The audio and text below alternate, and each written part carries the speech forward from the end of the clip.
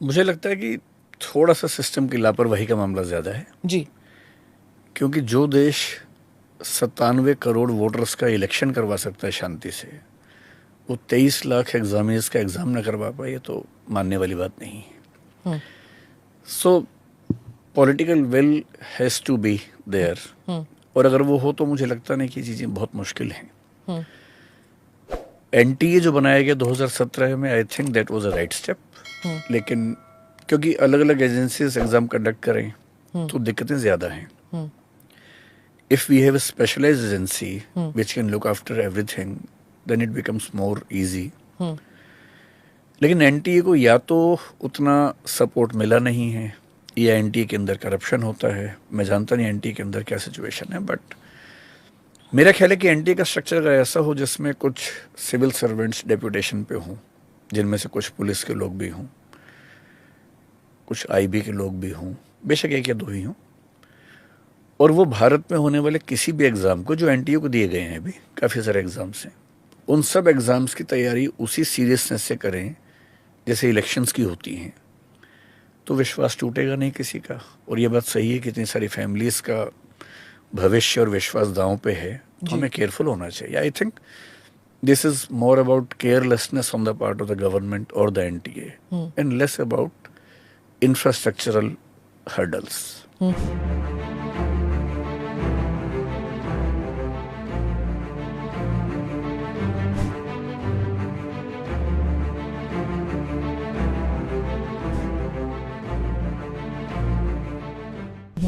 अगर suppose you were heading NTA, तो आप क्या करेक्शंस कहते हैं? जैसे 5 पॉइंट्स दे दीजिए that I would do this this this whatever, अगर 5 या 3 या जो भी आप समझे।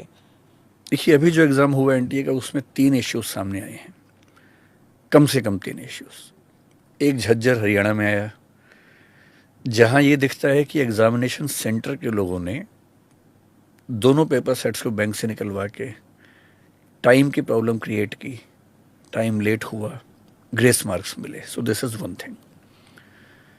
दूसरा गोधरा में दिखा, जहां बच्चों ने, हम्म। पेपर लीक नहीं हुआ, हम्म। पेपर बच्चों को सही मिला। उनको बताया गया कि आप कैमरे के सामने एक्टिंग करते रहो, क्या पेपर दे रहे हो, क्योंकि सीसीटीवी भी इस बार इंस्टॉल हुए थे। बच्चों से पेपर लेने के बाद पेपर सारे चेंज किए गए, जिसमें स्कूल की मैनेजमेंट पूरी तरह से शामिल थे। तीसरा केस बिहार में दिखता है, नालंदा में, प्राइमरीली झारखंड में भी, जहां पेपर लीक हुआ और एक प्रोफेसर शायद वहां पर इन्वॉल्व है। अगर इन सारे इश्यूज को टैकल करना है, एक तरीका तो ये कि हम कंप्यूटर बेस्ड टेस्ट पे जाएं, लेकिन उसकी अपनी दिक्कतें हैं, क्योंकि नेट कनेक्टेड होने से हैक चीटिंग। करना आसान हो जाता है। तो मैं फ़िलहाल पेपर पेन एग्ज़ाम के फेवर में हूँ, जब तक हम इंटरनेट पर वैसा मैनेज ना कर लें। क्योंकि एक रशियन एंटिटी भी शामिल हुई जिसने हैक किया बहुत सारी चीज़ों को, ये भी सुनने में आ रहा है। तो हैकिंग बड़ा रिस्क है फ़िलहाल। तो हम पेपर पेन पे अगर बात करें, अगर मैं होता एनटीए में, और अगर सरकार मुझे पूरी अथॉरिटी देती, पावर्स देती, क्योंकि ये भी है ना कि एनटीए का चीफ कर सकता भी है या नहीं, मुझे नहीं पता अभी फ़िलहाल। अभी हर क्वेश्चन पेपर के 2 सेट्स होते हैं। 2 सेट का मतलब है कि एक पेपर है वो, नहीं तो फिर बैकअप में पेपर होता है। मैं शायद बैकअप में एक से ज़्यादा पेपर रखता, 3-4 सेट हम कम से कम कर सकते हैं। दूसरा, डिस्ट्रिक्ट एडमिनिस्ट्रेशन को मैं हर जगह सरकार से कह के इन्वॉल्व करता कि जो लोकल एसडीएम हैं और एक सेंस में डीएम भी हैं, वो जिम्मेदारी लें कि उनके यहाँ एग्ज़ाम ठीक से कंडक्ट होगा। प्राइवेट स्कूल्स, प्राइवेट कॉलेजेस को एग्जामिनेशन सेंटर में कभी ना बनने देता, क्योंकि मोस्ट ऑफ द इश्यूज वहीं से आए हैं।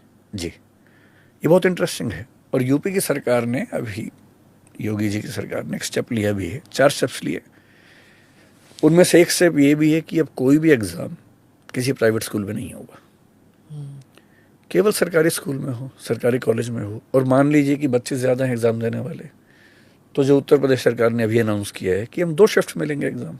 इतने सेंटर्स हैं, 2 शिफ्ट में करने से हो उन्होंने कहा कि जहाँ 4 लाख तक बच्चे हैं तो 1 शिफ्ट में होगा, 4 लाख से ज़्यादा हैं तो 2 शिफ्ट में होगा, 3 में भी हो सकता है। तो उससे करप्शन कैसे रुक जाएगा? अगर केवल सरकारी स्कूल्स में है, सरकार के कंट्रोल में है, तो कम से कम देखिए लेवल्स क्या हैं। पहला, पेपर बनाने वाला ही क्वेश्चंस लीक कर दे। हाँ, दूसरा, पेपर बन के गया, छपने के दौरान प्रिंटिंग प्रेस से क्वेश्चंस लीक हों। तीसरा, पेपर छपने के बाद बैंक के लॉकर में गए, उस बीच में लीक हो। चौथा, बैंक से लीक हो। बैंक से एग्जामिनेशन सेंटर के रास्ते में लीक हो।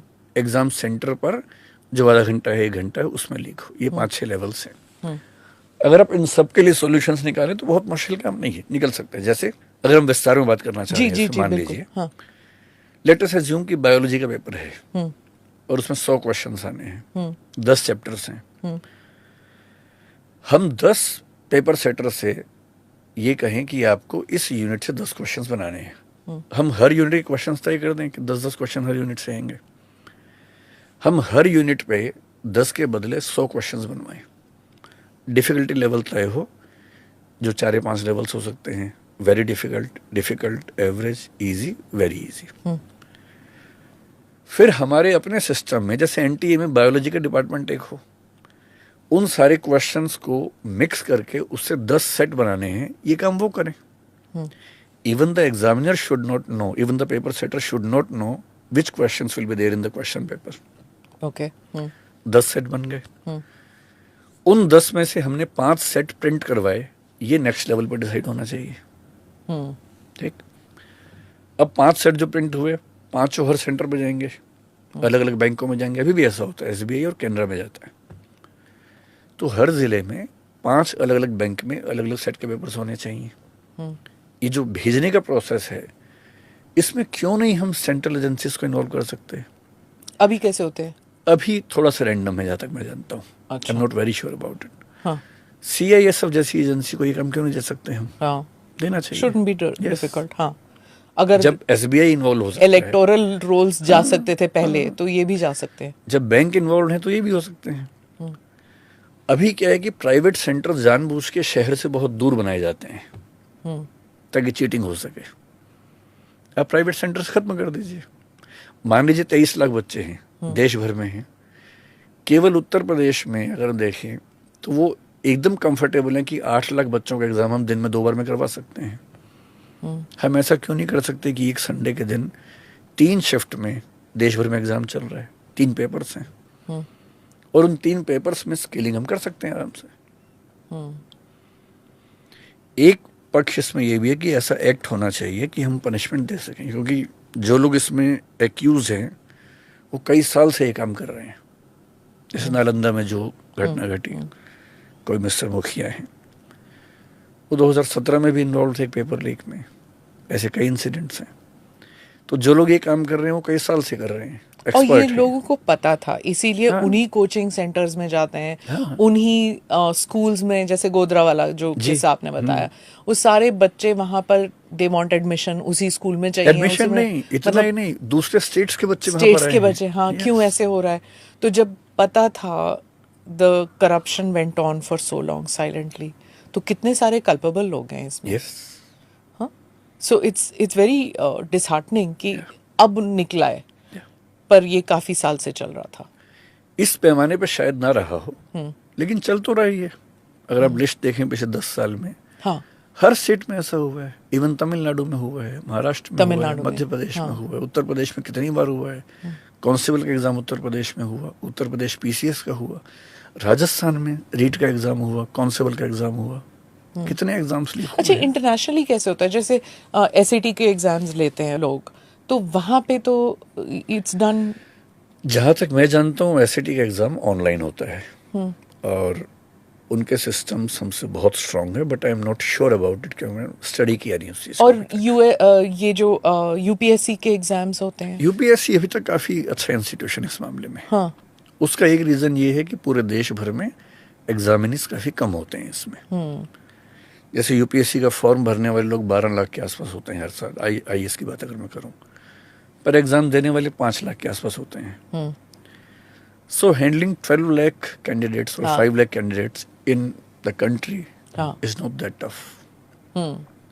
एक ही शिफ्ट में हो जाता है। Unlike neat and the in others, सब में ज़्यादा शिफ्ट होती हैं। और जो स्टेट लेवल होते हैं, तो यू जैसे जस्ट कांस्टेबल का एग्ज़ाम है, उसमें करीब 50 लाख लोग फॉर्म भर देते हैं, हाँ। एक स्टेट में, यूपी में। कैसे करेंगे? तो कई दिन एग्जाम चलेगा। या तो पूरा सिस्टम ओवरऑल करने की जरूरत है एट वन गो। मेरे ख्याल से जैसे एक देश एक चुनाव, एक देश एक एक्स, एक देश एक वाई हो रहा है, तो ऐसे एक देश एक एजेंसी भी तो हो जो सारे सेंट्रल एग्जाम्स कंडक्ट करे।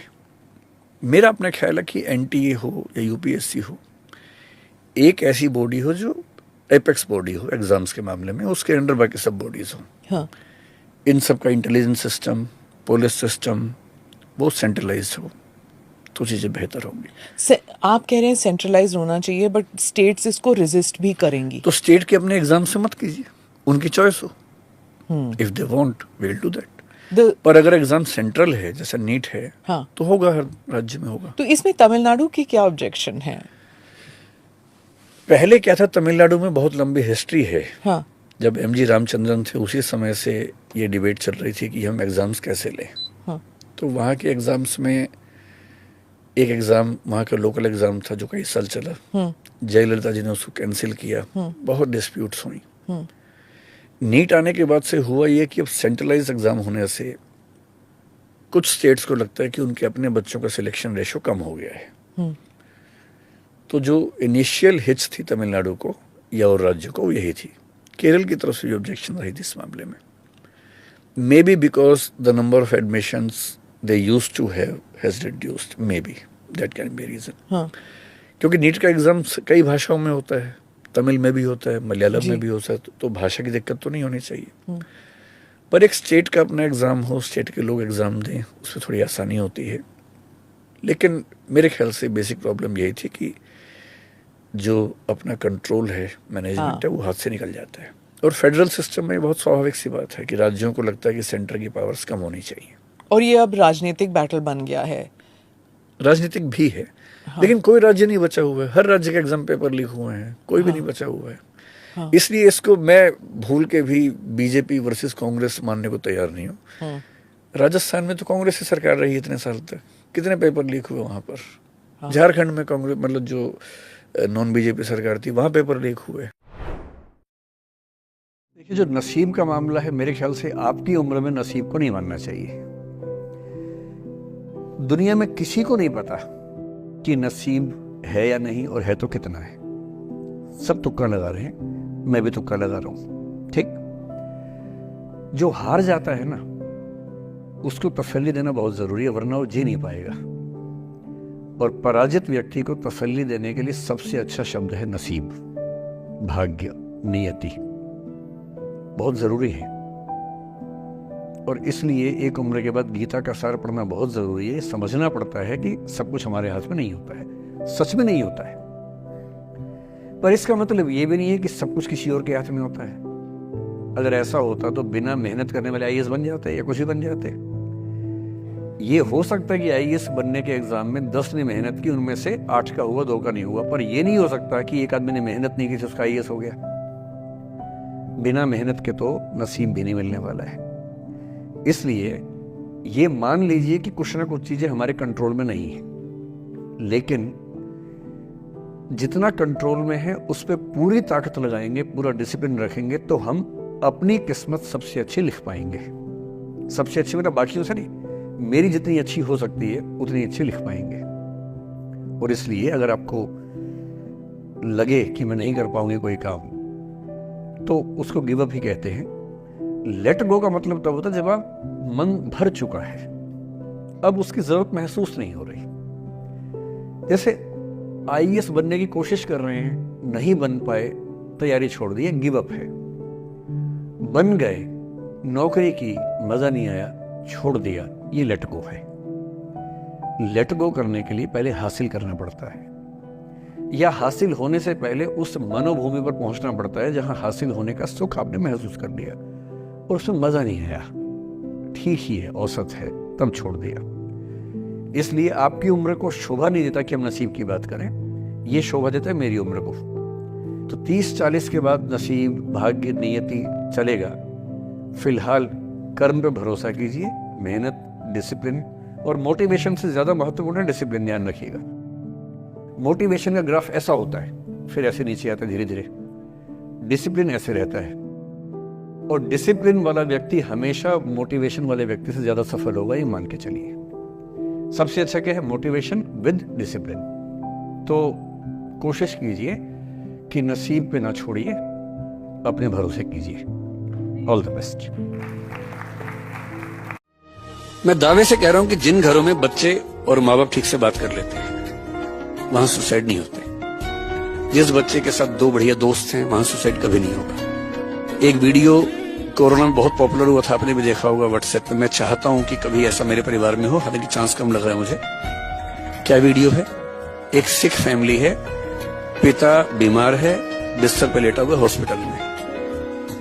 उसको खुश करने के लिए उसकी बेटी, बेटा, पत्नी और माँ डांस कर रहे हैं म्यूजिक पे। और मैं सोच रहा हूं कितना सुंदर परिवार है। घर में एक व्यक्ति बीमार है, उसकी बेटी, बेटा, पत्नी और उसकी माँ जिसकी उम्र 80 साल के आसपास है, वो सब भंगड़ा डांस कर रहे हैं ताकि वो बेड पे लेटे लेटे खुश हो और वो हंस रहे साथ साथ। इतनी अच्छी इमोशनल बॉन्डिंग किसी परिवार में होगी ना तो सुसाइड नहीं होगा। तो मैं आपसे जो कहना चाहूंगा, हमारे बच्चे ऐसा ना करें। सिंपल तरीका है, दिन में एक बार बच्चे से प्यार से बात करनी है, उसकी हर बात को सुन लेना है। अगर आपका बच्चा अपनी खराब से खराब बात आपको बता पा रहा है और आप बिना जजमेंटल हुए कह पा रहे हैं बेटा इस उम्र में होता है, ध्यान रखना, कोई बात नहीं, हमारे साथ भी हुआ था, ठीक हो जाता है, डरना मत, हम तो है ही ना साथ में, चिंता मत करना, कभी कुछ नहीं होता। जिंदगी में होते हुए अपनी जिंदगी को बेहतर कैसे बनाना है, फाइनेंशियल चीजों से कंप्रोमाइज न करते हुए अपनी बाकी जिंदगी को बेहतर कैसे बनाना है। और जिंदगी बेहतर है यानी इसके 4-5 पैरामीटर्स हैं। सबसे गहरा पैरामीटर ये है कि आपके पास जीने का कोई पर्पस है या नहीं, और है तो कितना बड़ा पर्पस है। कुछ लोगों के पास होता है, मुझे सबको हरा देना है, फर्स्ट आना है, 1 करोड़ कमाना है, ठीक है, पर्पस है, पर ये पर्पस बहुत दूर तक हेल्प नहीं करेगा। इससे बेहतर पर्पस होता है एक समय के बाद कि आप अपनी क्रिएटिव इनसाइट को आगे बढ़ाएं।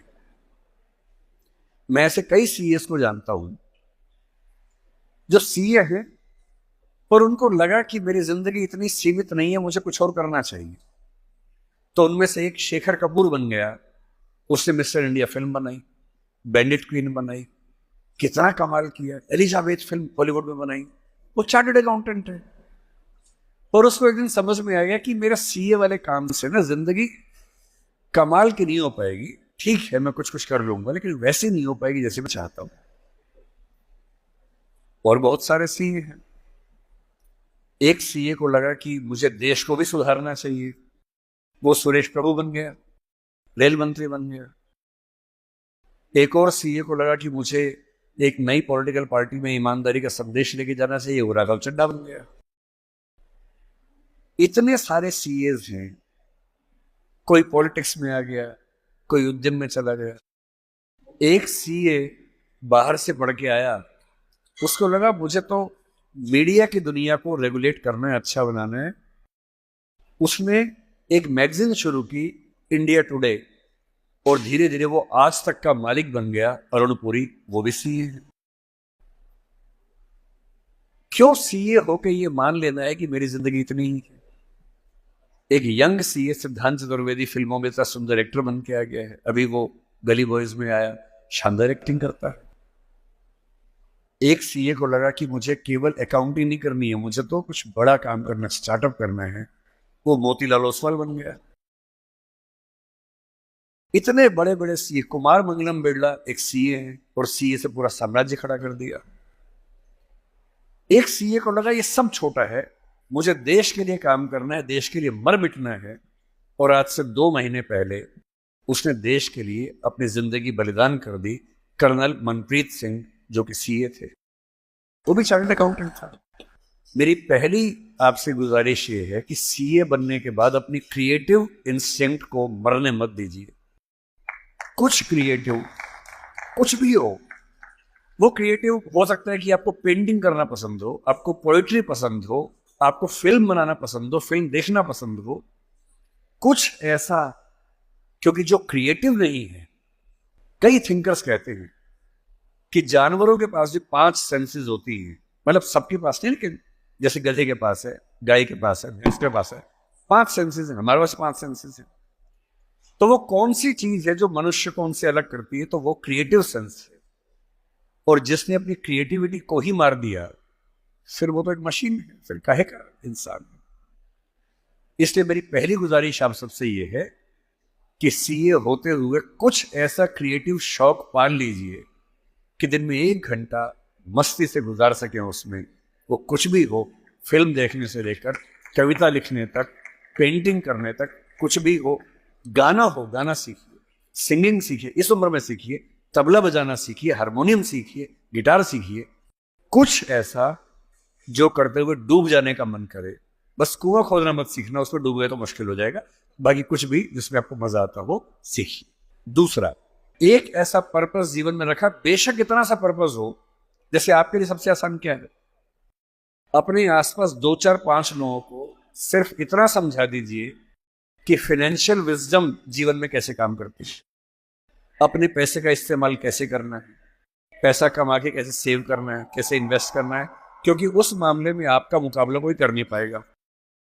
या अपने घर के आसपास 3 4 गरीब बच्चों की पढ़ाई का खर्चा उठा लीजिए, उनसे हफ्ते में बार मिलते रहिए, और आप पाएंगे आपके चेहरे पर पहले से ज्यादा चमक आनी शुरू हो गई है।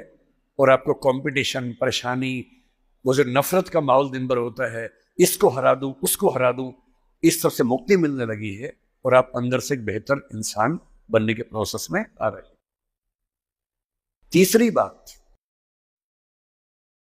आप कितने भी सफल हो, यदि आपके जीवन में कुछ खास रिश्ते ऐसे नहीं हैं, जिन रिश्तों के साथ, चाहे वो प्रेम का हो, विवाह का हो, भाई का हो, बहन का हो, दोस्त का हो, जिनके साथ आप अपने मन की हर बात खुल के कर लेते हैं, तो आपका फाइनेंशियल अकाउंट चाहे कुछ भी हो, दरअसल आप एक दिवालिया इंसान हैं, बैंकरप्ट इंसान है।